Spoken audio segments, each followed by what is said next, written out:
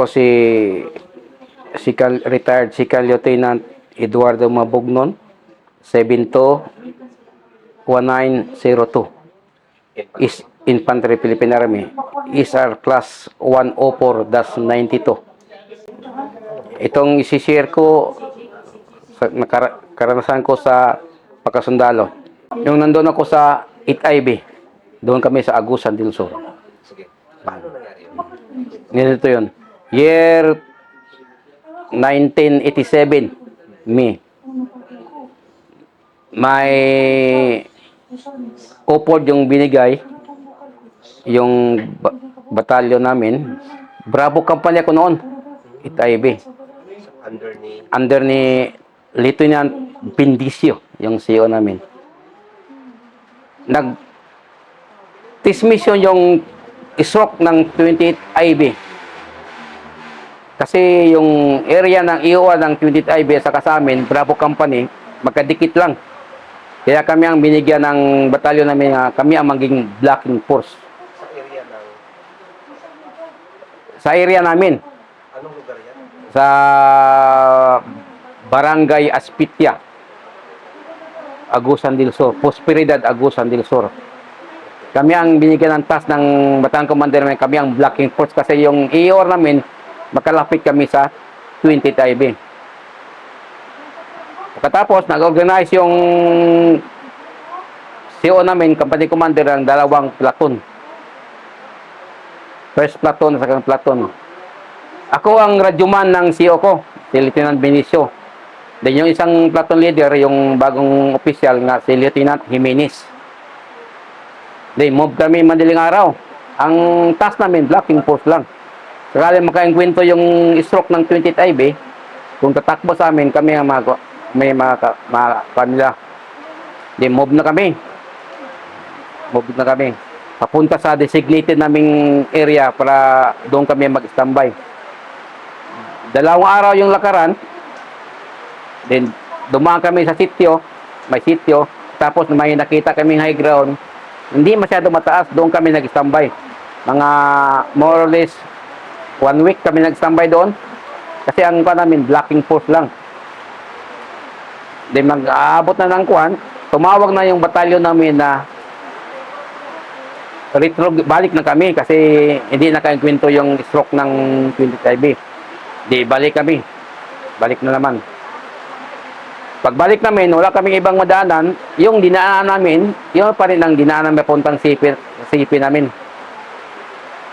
Katapos, may sityo man, mga 10 bahay doon. Dumaan kami doon. Nag-simo-simo. Tapos, counting simo. Pagkatapos, lakad na. Nagbago na yung sit-up. Yung nag-leading doon, yung ng second platoon. Bali, yung first platoon ako, radyoman ng CEO ko, nahuli na kami. Move na. Logging road, yung dadaan namin.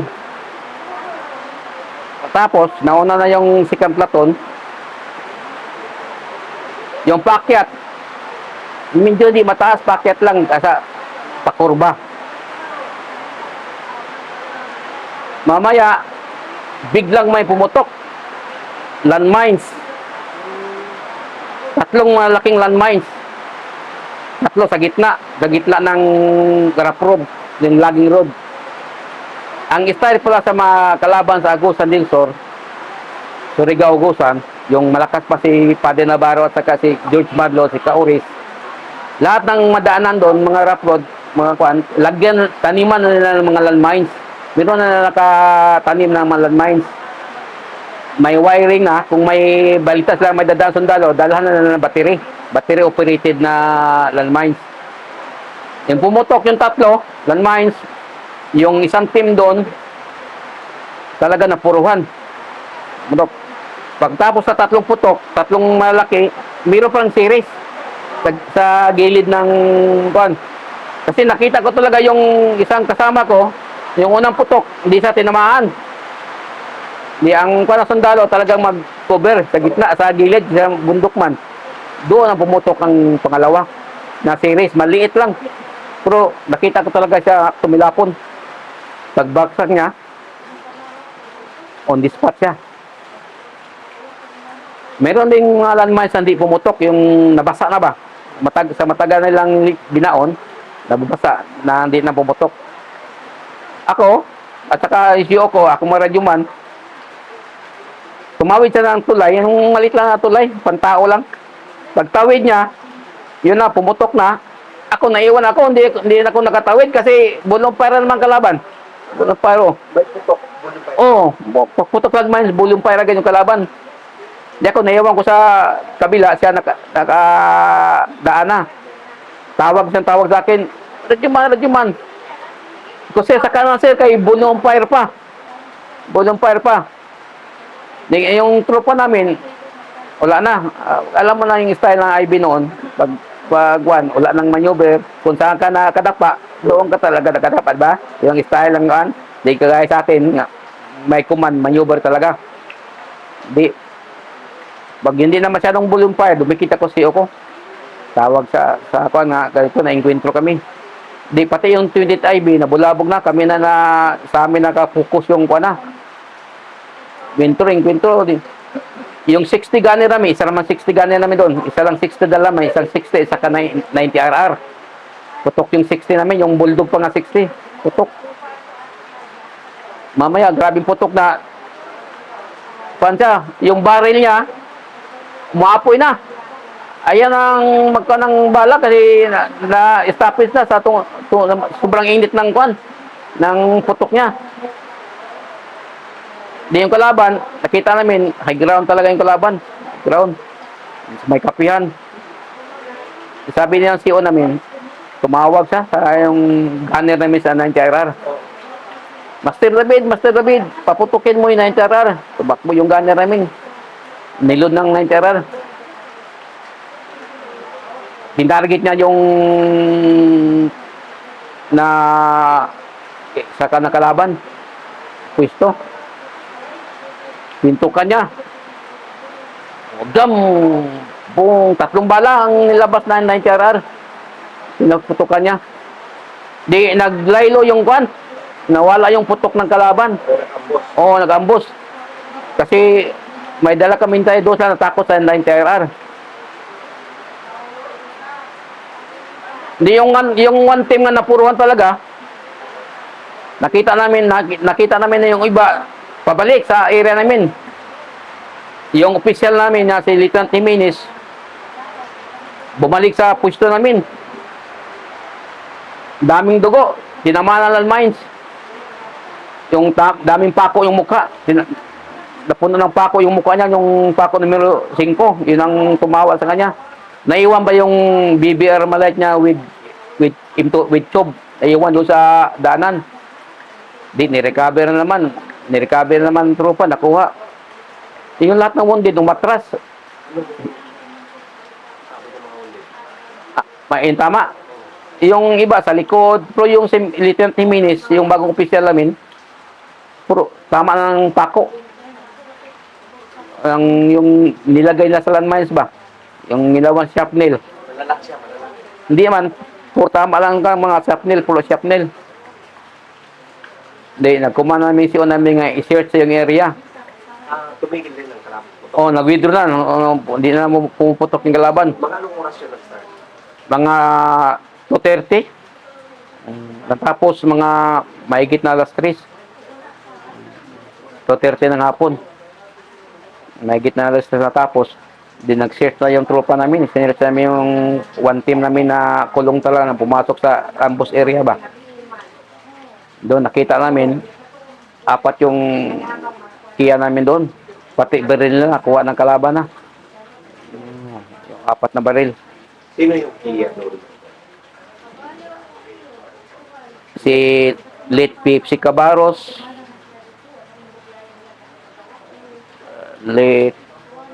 Kalimutan ko ng isa. Yung isa si kalimutan ko si Cabaros lang. Kalimutan ko na yung yung team leader nila. Yung wounded?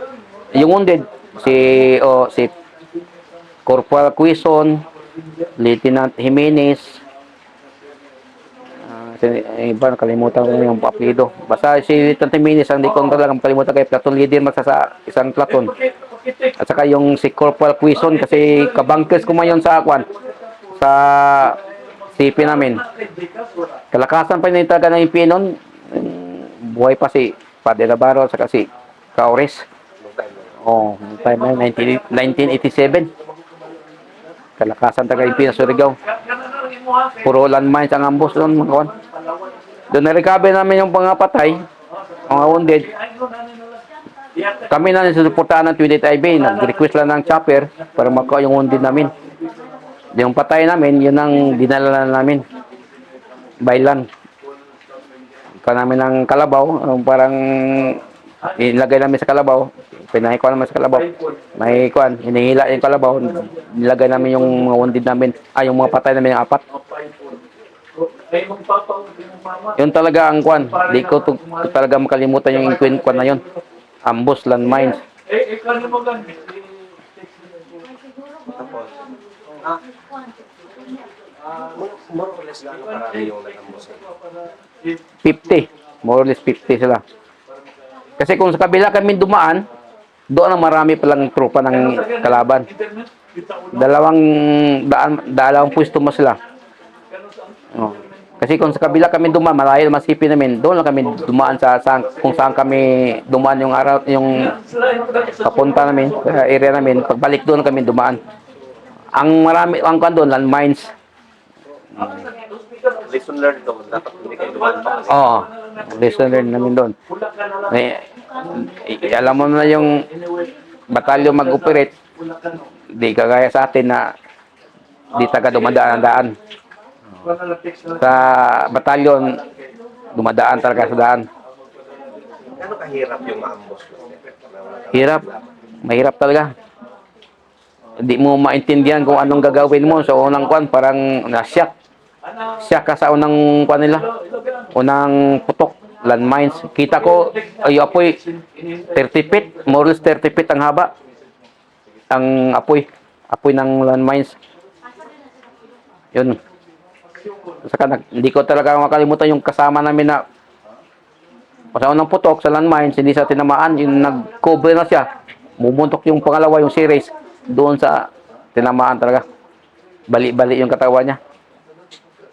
Kahirap. Parang kuhan kami doon, nabagsakan kami ng yung kumpanya namin doon, Bravo Company ng ITIB. Parang gumuho yung mundo. Gumuho ang mundo namin nga. Yung tasking namin, blocking post lang. Ding kami pa naambos. Paano ka na-survive doon? Silbi, yung unang putok, parang di mo talaga, yung unang kuhan, parang di mo alam ang gagawin. Yung tumatagal na yung kuhan, na prison sumain ka na. Ganito.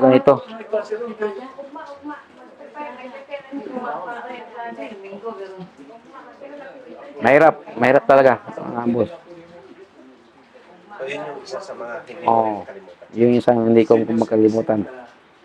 Na yung unang pag sundalo ko yung unang inkwentro ko. Pipsip ako noon. Ambos pa. Ambos pa. Ambos pa. Puto ambos. So, kung meron, ano kayo kuha mo, Master, na hindi mo rin, isa rin sa mga naging karanasan mo, hindi mo Ito naman ang share ko sa unit ko, yung nasa regimen ako. Galing kami schooling. Katatapos graduate. na 104. Pag-report namin sa first company, galing kami schooling. Tapos ng admin break namin, relibo na naman ng tropa. Relibo. Yung mga bagong graduate, kasama ko si Lieutenant Karen Aguilar, kami na relibo kami. Relibo kami sa tropa. Move kami Saan area yan, Master? dito sa area ng Kwan. Small Vietnam region, yung tinatawag lang SBR. Dito sa area ng First Division. Kasi ukon kami ng First Division eh. Relibo kami. Madaling araw, lakad kami, alas 4. Kasama ko na si Lieutenant Aguilar, Colonel Aguilar. Siya ang platoon leader namin.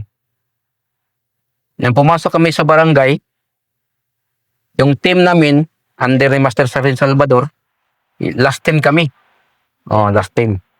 Pumasok na yung tropa sa gitna ng barangay. Pumasok. Kami ang security.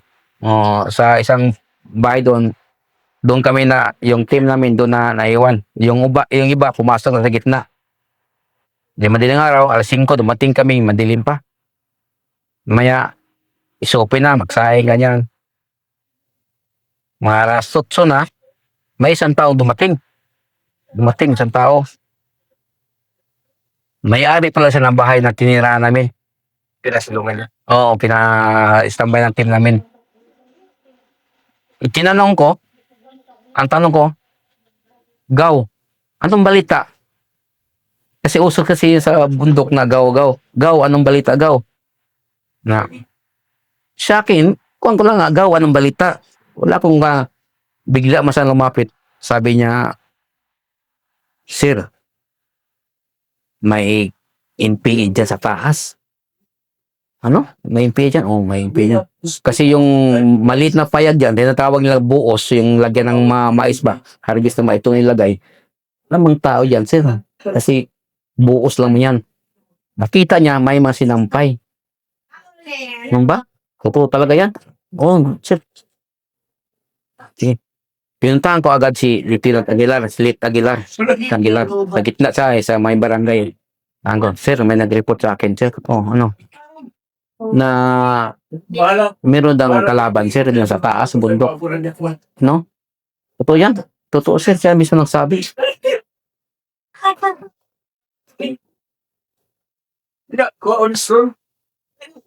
Sir, ininay lang, tingog daw.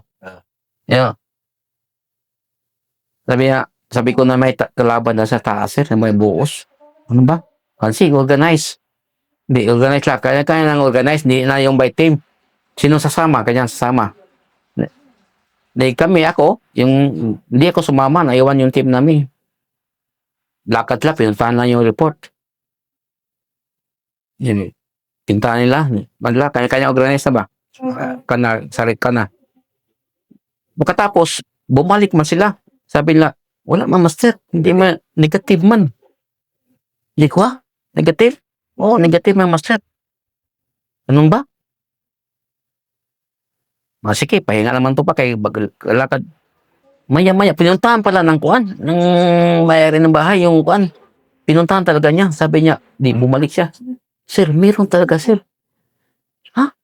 Baka hindi na natuntun sirong bahay, yung maliit na bahay, yung tinawag ng buos. Meron talaga, meron talaga, sir. 5 tao. Ha? Di, ganun ba? Di, pinuntahan ko agad si Aguilar. Binalik ako naman. Sir, meron talaga, sir. Natulog kasi, meron talaga, malas 2 na yun. Meron talaga, sir, may ikon talaga na may tao. Di, organize naman. Yung pang walang organize, sumama na ako. Sige, sir, sama ko. Sige, sama ka. Kami, Mr. Bulay, kasama na kami. Kasama ko si Git Katalan. Git Katalan kasama na. Di, lakad na kami. Nag-guide na yung kuan. Nag-guide na yung tao nag-report. Guide, lakad na kami. Nung malapit na kami sa area, yung sinabi niyang bahay na maliit, biglang bumuhos yung malakas na ulan. Kalakas talaga sa ulan. Mga alas 3, kalakas. Di, basang-basa kami. Yung daan namin putik, madulas pa. Pagkatapos ng ulan, nag-pugs. Bumaba yung pugs ba? Di, parang zero visibilities na yung kuan.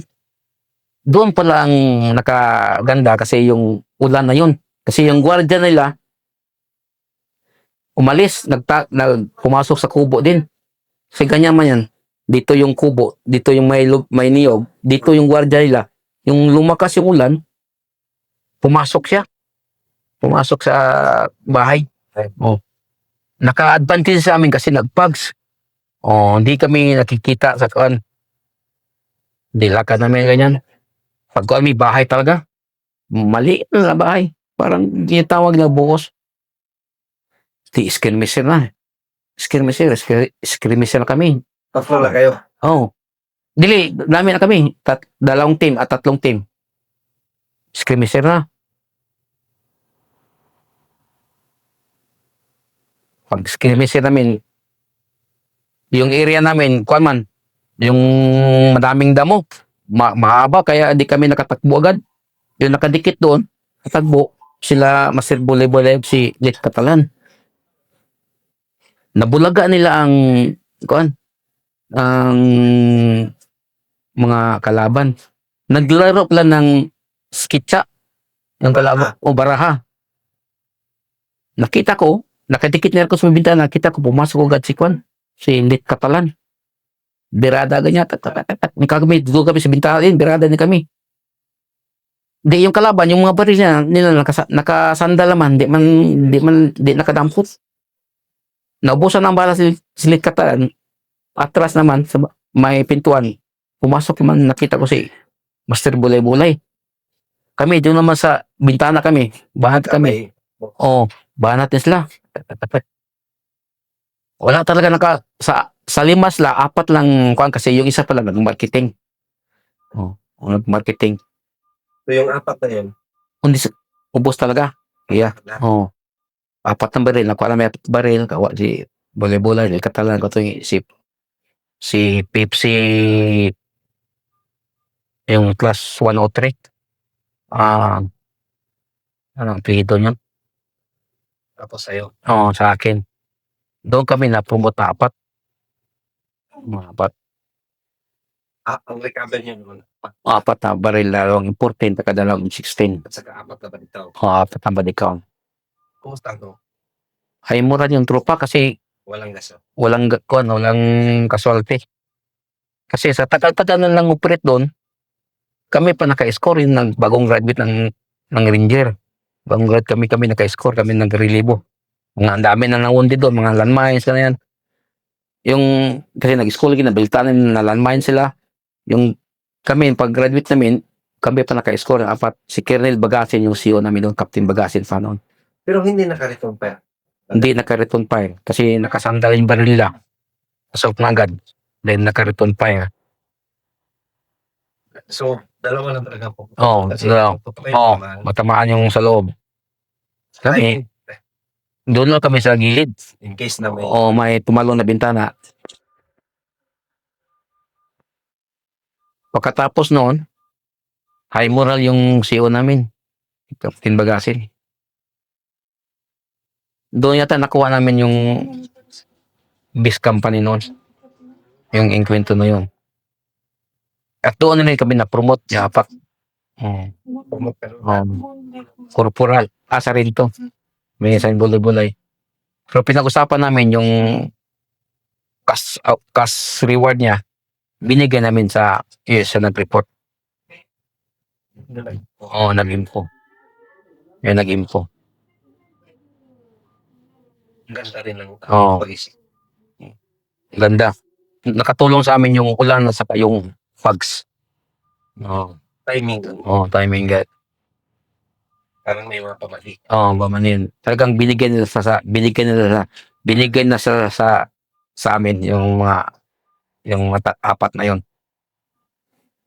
Kasi 2 bisis bumalik Yung una wala, yung pangalawa. Saka yung ulan saka fags doon nakatulong sa amin.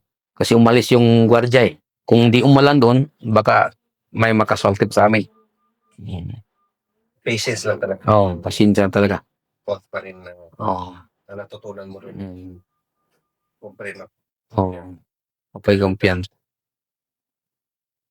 Tsaka kung hindi ko na nireport agad yung pangalawa, nung balikan namin, talaga makuha yung kuha. Ako, tiyaga talaga, sabi niya meron.